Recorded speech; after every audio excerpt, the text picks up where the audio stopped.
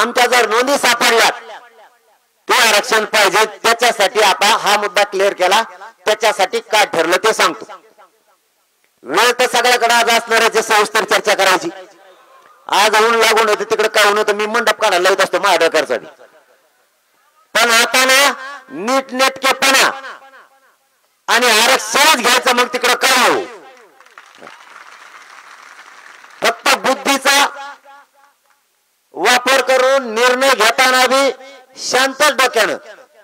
उगा ते पहिलं होतं पळा म्हणलं की पळा, आता पळा म्हणलं की पळा नाही, आता दमाने चला, पण पळायला सुद्धा वरगडून माग ओढी नाही. संबंधच नाही पुढं काल पुढे तर खोटं बोलायला, पुढे पळायचंच नाही. आता सगळं संघच, पाठीमाग नाही पुढं नाही माग नाही, सगळं संघच. आता सगळ्यांनी संघच चालायचं. 2 घंटे पाणीला तहान लागली तरी नका पिऊ. समजा पाण्यामुळे जास्त त्रास व्हायला लागला, जाणे म्हणता उठू नका म्हणलं तरी तसंच, मग तुम्ही तसेच बसता. पाण्यासाठी जा, पण विनाकारण उगाच उठू नका, काही तर काम नसताना. आणि निबार पोर तर उठत नका, तुम्हाला तर काहीच होत नाही. विषय आता आतापर्यंत आपण आपल्या आरक्षणाचा आणि त्यांच्या आरक्षणाच्या बाबतचा केला. आता याच्यानंतर बार बार सांगून आपण आपलं बोलणं खराब करण्यात मजा नाही. आता आपण बार बार म्हणायचं तुम्ही आमचे ते माझा मैत्रे विरोध मी लढूंगा, लढ बर लढ जाऊ दे, विरोध मी लढिंगा, काय लढिंगा रे. आपण बार बार माय तुम्ही आमचे ते जास्तच लढत आहे. आपण म्हणतो तुम्ही आमचे जे लहान मोठे ते जास्तच करतय. आता कवर बनव हे शेवटचं सांगायचं. आता मराठ्यांनी त्यासाठी मराठ्यांना समजून सांगितलं आपला कोणाला विरोध नाही. आता या नोंदीच्या बाबत आता काय ठरलं, नोंदी ज्या मिळाल्या त्या नोंदीचा आधार घेऊन 24 डिसेंबर पर्यंत सरकारनं आपल्याकडून वेळ घेतला. काय करण्यासाठी घेतलाय, ज्या नोंदी मिळाल्या त्या नोंदीच्या आधारावर त्याचा अहवाल बनवून महाराष्ट्रातल्या मराठा समाजाला आरक्षण देण्यासाठी 24 डिसेंबर पर्यंत कायदा पारित करू, यासाठी त्यांनी आपल्याकडून वेळ घेतला. वेळ घेताना कोण, वेळ घेताना सगळे मंत्री तुम्ही बघितलेले, त्यांच्या सोबत महाराष्ट्रातले सगळ्यात मोठे कायदा तज्ञ होते. सगळ्यात मोठे शब्द वापरतो मी तुम्हाला. जे जे शब्द आपण त्यांना सांगितले ते शब्द त्यांनी काही खुडिले आणि तिथं हा शब्द नको हा घेऊ, म्हणजे हा कायद्यात बसतोय. म्हणलं ठीक आहे, हरकत नाही, माझ्या मराठा समाजाला हा शब्द मान्य. खुडा पाहिला त्यांनी, पहिला खुडीला तिथं दुसरा लिहिला, तो मराठ्याला मान्य, कारण त्याच्यात सुद्धा महाराष्ट्रातल्या मराठ्यांना आरक्षण मिळणार आहे हे मराठ्याला माहिती, म्हणून आपणही हा म्हणलो. मग ज्या अर्थी तज्ञ सांगायला लागले, ज्या अर्थी तज्ञ सांगायला लागले या शब्दाचा प्रॉब्लेम नाही, मग कायदा बनवायला काही प्रॉब्लेम आहे का? आता त्यांच्यापेक्षा तुम्ही हुशार नाहीत गड्या, त्यांच्यापेक्षा तुम्ही हुशार नाहीत, तुम्हाला फक्त लाल देवा एवढाच फरक आहे.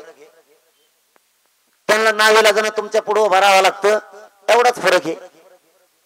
तुम्ही किती शिकलेले त्याच्यापेक्षा तुमच्याकडे लाल देवा आहे बा, लाल देवामुळे ते शिकलेलं तुमच्या जवळ चिटकून उभा राहत आहे. पण जो तज्ञ त्यांनीच सांगितलंय हे जमतंय आणि त्याच्यावर उपोषण आपलं स्थगित झालेलं आहे. त्यानुसार कालही आपण स्पष्ट महाजन साहेबाला सांगितलं, ज्या नोंदी सापडल्या त्या आधारावर जे आपले ठरले कागदावरती ते तुम्ही रात्री वाचा. काही महाराष्ट्रातल्या मराठा समाजाला आरक्षण देण्यासाठी अडचण येणार नाही.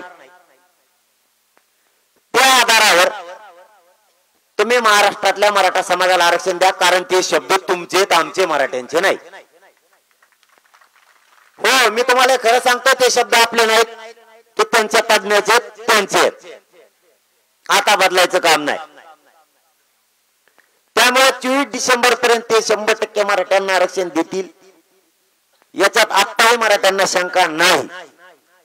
परंतु आम्ही का सावध राहू नये म्हणून ही बैठक, का सावध राहू नये म्हणून बैठक 17 तारखेला बैठक घेतली.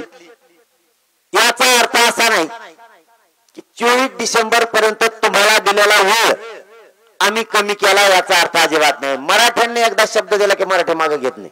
24 डिसेंबर पर्यंत तुम्हाला वेळ दिलेला आहे तो तुमच्यासाठी फायनल, त्यात काहीच बदल नाही, बदल करण्याचं कारण नाही.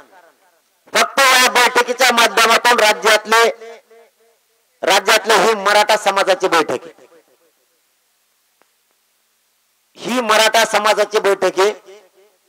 इथं ना पक्षाची बैठक आहे ना कोणत्या संघटनेची बैठक, ही मराठ्यांची बैठक. काय काय लावित असतील माहित नाही आम्हाला ते, ही फक्त आणि फक्त मराठा समाजाची बैठक. इथं सगळे मराठा म्हणून आहे. या बैठकीच्या माध्यमातून सरकारला आमची आज विनंती आहे, 24 डिसेंबर पर्यंत तुम्हाला आरक्षण मराठ्यांना महाराष्ट्रातील त्या नोंदीच्या आधारावर द्यावंच लागणार आहे ना आम्ही ते घेणार आहे. आता आपली ही बाजू एक पक्की झाली की मराठ्यांच्या 54 लाख नोंदी मिळाल्यात.